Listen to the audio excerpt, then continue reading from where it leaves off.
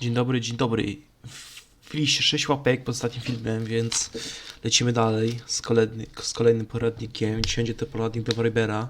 Jak to było, ktoś napisał w komentarzu.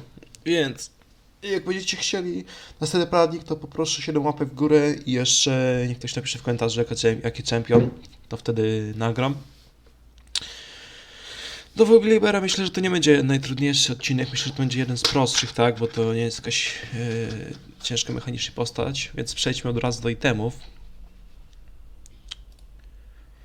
Tak, do itemów to tak, no tutaj nie ma się co się zastanawiać, tak, bierzemy albo Divine Sunderer, albo Sunfire jako mythic itemy, reszta itemów nie ma znaczenia w tym sposobie, który wam przedstawię, no jakiekolwiek itemy możecie, nawet 5 par butów możecie zakupić i wam się podoba, no tak naprawdę tylko te dwa itemy, myślę, że tak, albo ten, albo ten.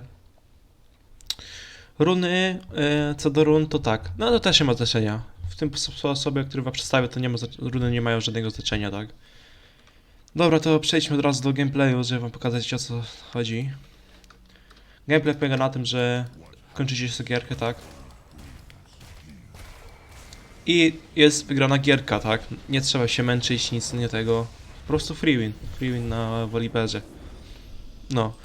Dziękuję za tutaj za atencję.